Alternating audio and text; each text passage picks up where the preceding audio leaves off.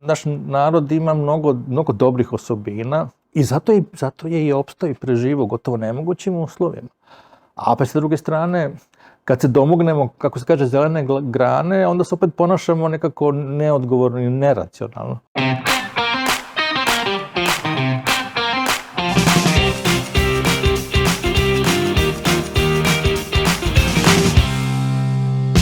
Ušli smo u još jednu novu godinu u svetu koji se ubrzano i nezaustavljivo menja.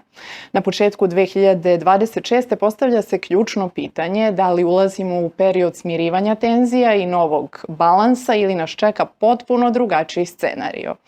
Moj i vaš današnji gost je naš poznati sociolog, profesor Slobodan Antonić. Profesore, hvala vam puno što ste odvojili vreme za nas i pre svega srećna Nova godina i novogodišnji praznici. Hvala, takođe, hvala na pozivu i rado uvek razgovaram sa ljudima sa Sputnika.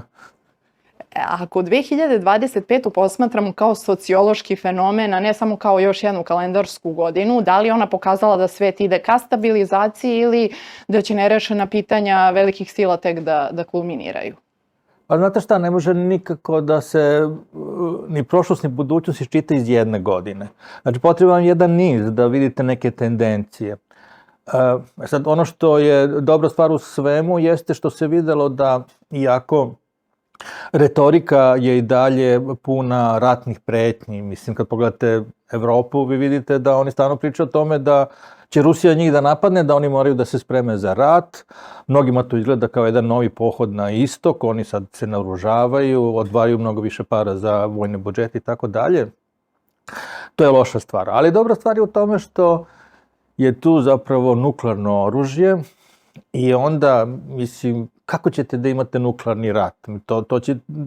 Evropa će da postane nuklearna pustinja. I to, mislim, u osnovi, mi se svi nadamo da na samom vrhu se nalaze neki racionalni ljudi koji ne žele da pretvore Evropu u nuklearnu pustinju. Tako da, ljudi koji se bave ovom spoljnom politikom, ratom takođe, oni kažu da najviše što može da se desi to je eventualno nekakav klasičan rat između nekih evropskih zemalja i Rusije. I to je strašno, naravno. I to je nešto što teško može da se kontroliše kad jednom krene, ko zna kako to može da se završi. Ali opet, ono najgore, mislim, a to je da dođe do nuklearnog rata, do toga neće da dođe. Tako da, kad imate sad i ove neke inicijative između Trumpa i Putina, mi ne znamo da li su se oni već nešto dogovorili, recimo na Aljasci, da li su ti dogovori sad se nastavili, ali nisu sve dogovorili, mi to ne znamo i nadamo se da su ti dogovori, tako da kažem, u toku, u smislu da je nešto dogovoreno pa je još ostalo nešto da nije i da će onda u 2026. godini to da se završi, jer mislim, nikome ne odgovara ova situacija u privrednom smislu, ali pošto je politika takva, pošto postoje te stare ambicije da se neke stvari reše pohodom na istok, da se reše neke privredne stvari pohodom na istok i ratnim naoružavanjem, onda je tako, imamo tu situaciju. Da li je ruski raskid sa Zapadom zapravo rađanje jedne nove autentične planetarne misli koja će konačno smeniti tu globalističku dogmu? Pazite, to jeste promjena svetskog poretka. To je ozbiljna promjena svetskog poretka. Mi imamo sad stvaranje jednog poretka regionalnih sila i regionalnih hegemona, da ih tako nazovemo. Kao što sam rekao, već sama činjenica da Trump i Putin pregovaraju i da je nekako Evropa iz toga isključena, da je treći veliki partner tu Kina, da se računa sad ko će sa kim da napravi savezništvo i u kakvom odnosu će oni da budu, pokazuju da to već više nije onaj stari multipolarni svet sa jednom hegemonom državom, kao što je bila SAD. I tako, mislim, mi idemo u jednom pravcu ipak pluralizma kada je reč o svetskim odnosima, a to je važno za nas kao malu zemlju. Nama, iako neki smatraju kao pa bilo je bolje kad je bio jedna velika super sila, pa onda eto nisi morao sad da strahuješ da možda dođe do nekakvog velikog svetskog rata. Ali sa druge strane, ta supersila nama nije bila naklonjena. Mi smo imali višedecenijski problem sa tom silom i nama kao maloj zemlji koja je bila, tako da kažem, pastorče tog multipolarnog poretka, ova promjena odgovara. I sad, samo je pitanje da ta promjena se nastavi u tom smislu da se mi možemo nekako smestiti, da nas ne diraju, odnosno da uspemo da postignemo kakvu takvu malu, makar suverenost u smislu da, pre svega, ove zapadne zemlje koje su priznale secesiju Kosova, da ne očekuju da sad se dalje nastavi u tom pravcu, da i mi moramo da priznamo ili čak da ocepe neke druge delove Srbije. Ni to nije isključeno. Pa eto, to je ono što možemo da se nadamo sledeće godine.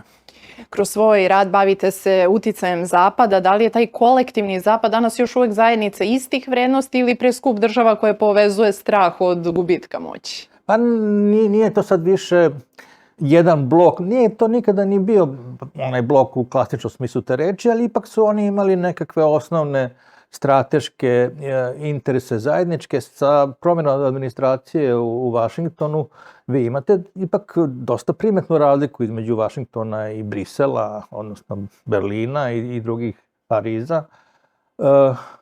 Naravno, mislim, u osnovi to je jedan sistem u kome su oni centralne zemlje imaju najviše koristi iz tog sistema, ali sa druge strane te brze promjene dovode do toga da sad između njih se također javlja konkurencija. To je ono, ko će da ostane sad ta vodeća, noseća sila, sad ne više globalna, nego makar zapadne ili severne hemisfere, a ko će biti pomoćni igrač. Sad između njih također postoji jedna vrsta surevnjivosti i nije jasno kako će Evropa na kraju u tome da prođe, imajući u vidu da on ima određene hendikepe u odnosu na SAD. Nešto tih hendikeva pokušava da nadoknadi, ali sa druge strane, ja mislim da su neke stvari u tom nekom strateškom smislu za Evropu nepopravljive i da ona bi zaista morala da uspostavi konačno neke normalne odnose sa Rusijom, mislim, jer ona potpuno kompatibilan partner sa Rusijom, u smislu da Rusija je veliki izvor energetike, svih mogućih resursa, Evropa ima sad sa druge strane tu visoku tehnologiju i to je moguće da se naprave dogovori, trgovina i tako. Ali, nažalost, Evropa zamišlja, zapadna Evropa zamišlja, da oni sad mogu da reše svoje probleme tako što će da pokrenu industriju kroz trku na oružanje, odnosno što će da naprave faktički vojnu industriju, vojni industrijski kompleks, nešto slično voda što imaju Amerikanci. To nije tako lako, niti tako brzo možda se uradi, a i potreban je ozbiljan novac za to. Pitanje je da li će imati Evropa za to vremena. Koliko je to, profesore, kontradiktorno da su njima konstantno usta puna tog mira, a s druge strane se naoružavaju iz dana u dan sve više i više? A da, oni zamišljaju da se mir uspostavi tako da, Rusija se povuče sa ovih teritorija koji su sad postali deo Ruske federacije i da plati ratnu odštetu i da još ne znam šta se desi, da pristane na rasparčavanje. Ako je to uslov mira, onda takvog mira naravno da nema ništa. Mislim, tako ne možete pregovarati. To nije nešto što se može realno očekivati u stvarnom svetu. Ali ta priča o miru je više namenjena domaćoj publici, u smislu, eto, mi se borimo se za mir, a u stvari iza toga, kažem vam, ide to ubrzano naoružavanje i stvaranje vojnih budžeta, ozbiljnih vojnih budžeta. Mislim, to vam je ona puška koja visi na zidu u prvom činu i koja stvarno može da opali u trećem. Kada pričamo o tom zapadu, koliko je zapravo njegov uticaj bio, onako da kažem, plodan i produktivan za našu zemlju?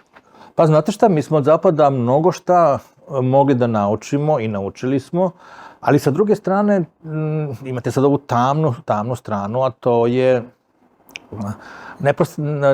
neprestano stavljanje u podređeni položaj, eksploatacija i, kako bih rekao, jedno kulturno nipodaštavanje, jedan tretman kao da ste pripadnik nekakvog nižeg ljudskog, tako da kažem, roda ili staleža. Znači, to nije nešto što se, mi kažemo, pa evo, 90. godine mi smo izgubili neki ugled koji smo ranije imali i tako, ali i u Prvom svjetskom ratu, poslije i u Drugom svjetskom ratu i između ratova, mi smo stalno tretirani kao, eto, niža bića sa Balkana koji nemaju ni kulturu, koju treba faktički civilizovati, ali ta civilizacija, to civilizovanje podrazumeva da se prihvate ne samo njihove norme, nego i sve što oni očekuju, sve što oni kažu. Znači, to je jedan potpuni podređeni položaj i to nije nešto što odgovara, kako bih rekao, bilo kom narodu, a pogotovo ne narodu koje ima tu vrstu kulture ili, ako hoćete, mentaliteta, a to je da ne želi da bude u podređenom položaju. Znate, postoje neki narodi koji smatraju da je najbolje da se priklone nekoj moćnoj imperiji, da ih ona tako štiti, oni će da slušaju i da služe i tako. Ali to nije kultura ili, ako hoćete, nacionalna ideja ovog naroda. Mi smo prosto takvi, mi ne želimo to. I uvijek smo se dobro osjećali u smislu, čak i kad smo podnosili žrtve, dobro smo se osjećali kad smo bili svoji i samostalni ili kad smo bar imali određeni prostor za samostalno delovanje. I onda, u tom smislu, naš narod nikada nije očekivao da mi budemo zaštićeni i poslušni kad je reč o Zapadu, nego da budemo partneri, prijatelji. I zato se vrlo često i kaže, eto, naši zapadni prijatelji, ironično se kaže, eto, naši zapadni prijatelji kako nas tretiraju. Koliko danas zbog sveopšte situacije jedna zemlja poput nas može, a koliko zapravo sme da bude suverena i da u potpunosti sama donosi odluke? Pa male zemlje ne mogu da budu u potpunosti suverene. Znate, mislim, suverenost u onom nekom punom kapacitetu danas u današnjem realnom svetu je moguće samo ako imate nuklearne bombe. Mislim, zato je Severna Koreja toliko žurila da napravi i rakete i bombe sa nuklearnim glavama i sad stvarno na neki način je zaštićena. A Srbija to nema, ona je okružena sa svih strana zemljama NATO pakta. Znate, to je jedna sad specifična geostrateška klopka, pozicija takva kakva je i tu mi ne možemo čekati bog zna kakvu suverenost. Ali recimo nešto se može i u toj poziciji izboriti za neku samostalnost. Evo, ja sam baš nedavno objavio jedan tekst o našim udžbenicima.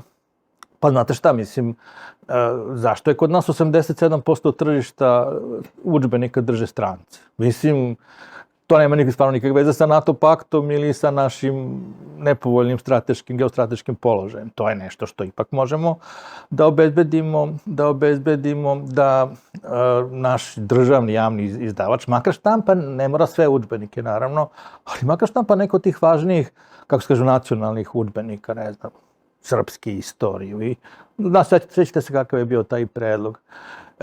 I mnogo se pričalo o tom zakonu i onda, kad je on ušao u proceduru, bilo je 7 tih nacionalnih udžbenika, ali kad je izašlo, kad se glasalo, kad je izašao iz Skupštine, na kraju su se izglasala samo 2.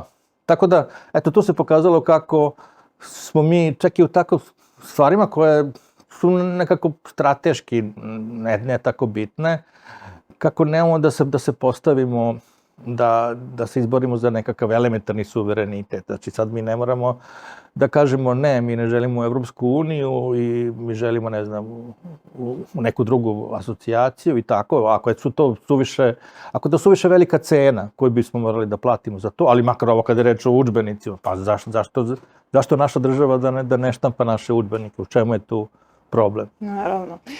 Koliko će još dugo, po vašem mišljenju, Balkan biti mesto kontrolisanog haosa? Eto, kad kažete okruženi smo tim NATO zemljama, a to je zapravo razlog, navodi se kao razlog prisustva i uticaja velikih sila, jeli? Do kada ćemo biti onako pokusni kunići? To je zadnjih 200-300 godina tako, a moguće da bude i narednih 200-300 godina. Šta da radimo, takav je položaj ovih zemalja, da to nisu samo Rusija i Zapad, onda, pa sad vidite, sad Zapad se neki pluralizovao, tu je Evropa i Amerika, tu je uticaj Turske takođe, Kina koja je još jedan igrač, tako mislim, mi smo prosto negde na nekakvoj granici i tu sad naravno imate tu vrstu dinamike, ako hoćete, i nesigurnosti, ali šta ćemo, nama je zapalo tako da živimo ovde i moramo da se trudimo da taj život bude što je moguće kvalitetniji, znači ne samo u nekom materijalnom smislu, nego u smislu očuvanja dostojanstva i naše kulture. Moramo da se očuvamo, pa znate, kad su naši preci uspeli da se očuvaju stotinama godina pod stranom okupacijom, gde nisu imali ni jednu jedinu instituciju. Postojalo jedno vreme Pećka patrijaršija, ali ona je u 18. veku ukinuta. Na kraju nije bilo ništa, ni jedne srpske škole ovde u Srbiji, južno od Save i Dunava. Nije bilo ništa. Svako 11. selo je imalo crkvu. Znači 10 sela bez crkve, tek 11. crkve. Nije bilo škola uopšte u celoj Srbiji. I mi smo uspeli da se očuvamo. Mislim, sad imamo mnogo bolje uslove da kao narod, kao kultura opstanemo i to prosto moramo da uradimo.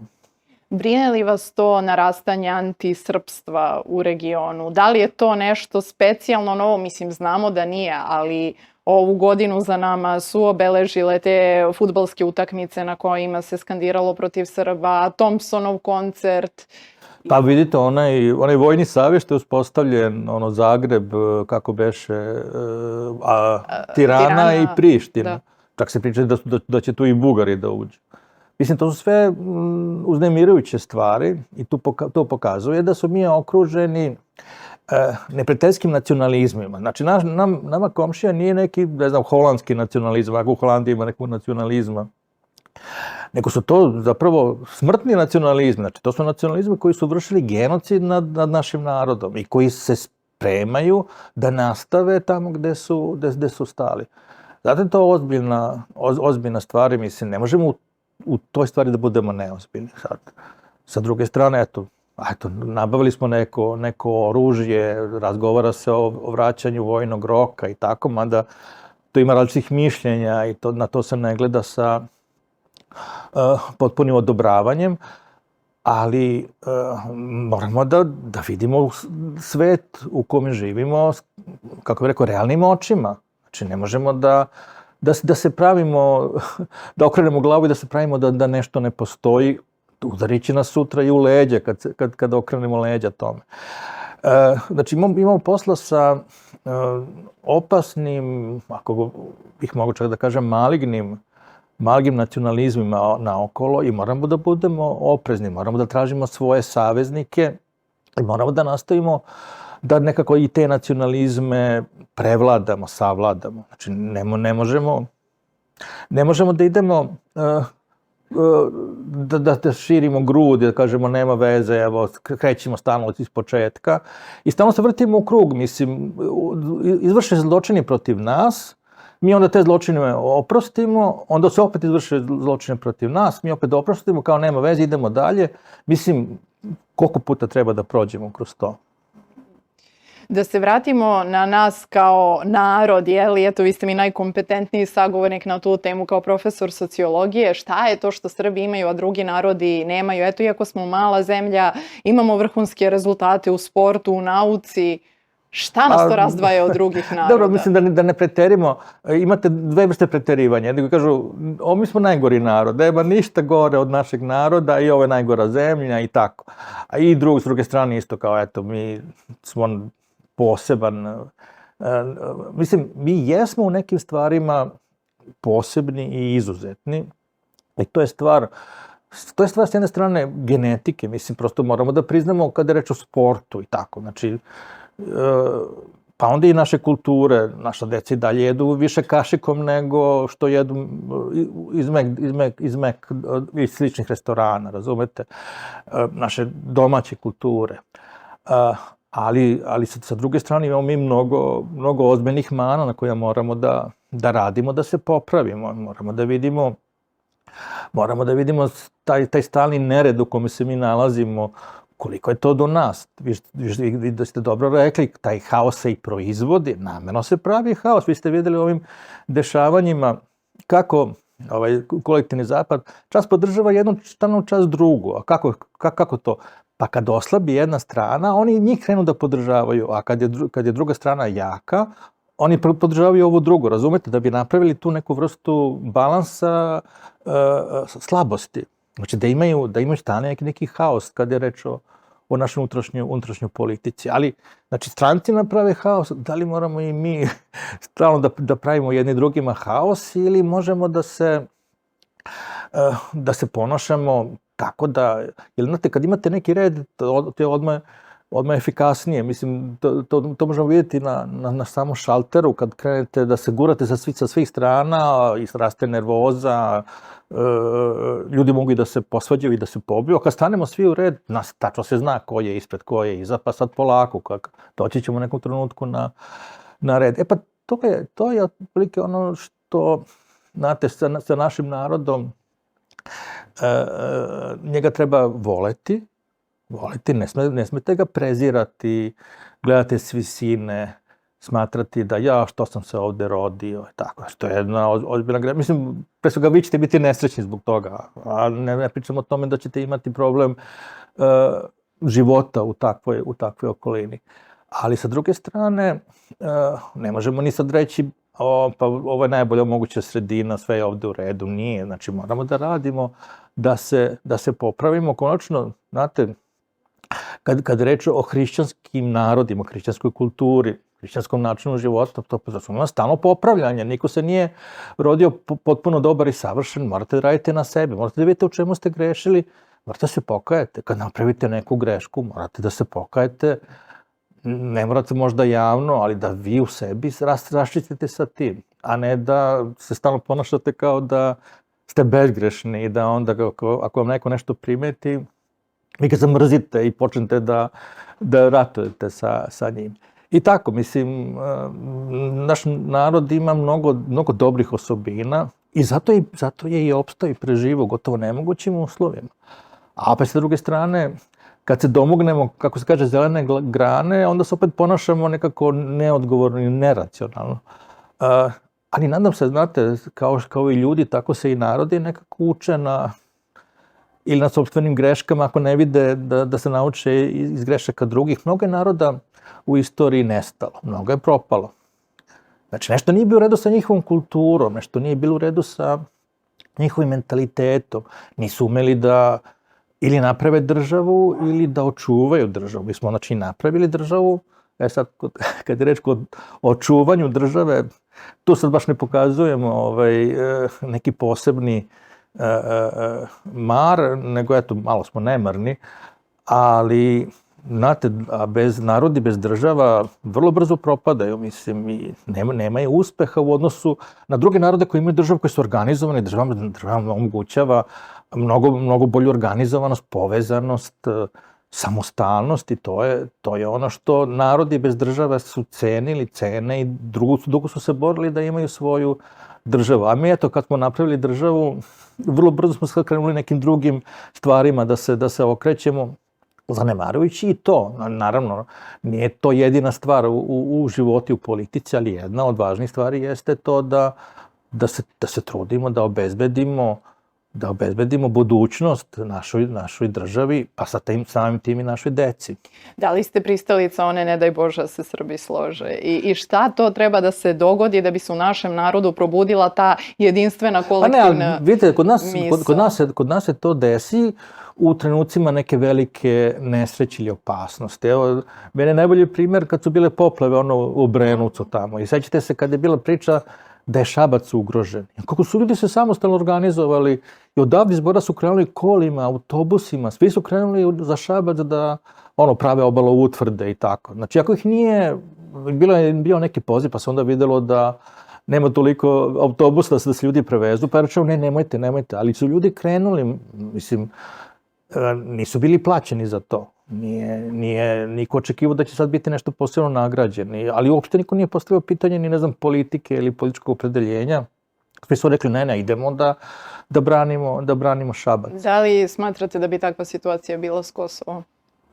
Pa vidite, to je nekako drugačije imajući u vidu da ovo je bio jedna stvar koja je potpuno van politike. A Kosovo je već toliko je natopljeno politikom da onda tu ljudi više nisu u stanju da razdvoje nešto što je ta stvar identiteta, nešto što je stvar bezbednosti ljudi i nešto što je stvar politike, pa i se to stalno meša u glavi. Pa imate taj ljudi koji kažu, pa šta, Kosovo je izgubljeno, šta imamo više oko toga da se akamo, drugi kažu, šta nas briga to, neka o tome vodi računa država i tako. Znate, ta sloga se kod nas najčešće desi u trenutku egzistencijalne ugroženosti, naroda ili dela naroda. Kad je reč o Kosovu, to nije baš potpuno jasna ta situacija mnogima, ne jasno, mada ja mislim da je to jasno i da tu nema razgovora oko toga. Ali sa druge strane, opet kad pogledate, istraživanja javnog mnjenja pokazuju da preko 80% ljudi na pitanje da li smatrate da treba priznati nezavisnost, po znacima navoda, nezavisnost Kosova za ulazak u Evropsku uniju, oni kažu ne. Znači, to je ipak pokazuje određenu identitetsku ili nacionalnu svest kada je Kosovo u pitanju. Ali kad pričamo već o slozi, znate, ne moramo mi da se slažemo u svemu. Ali ako se mi recimo slažemo 80% stvari, a u 20% se ne slažemo, ne moramo da budemo zato za tih 20% smrtni neprijatelji.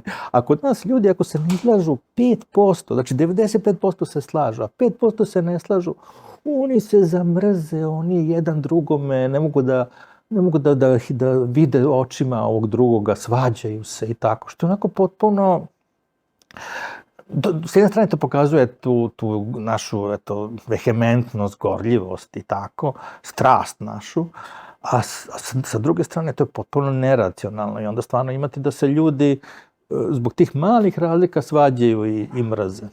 To ako bismo mogli da kao narod i kultura da prevladamo, bilo bi baš dobro. U nadi da ćemo ipak biti složniji u ovoj godini koja je pred nama. Puno vam se zahvaljujem na ovom razgovoru. Hvala i vama na pozivu i na razgovoru.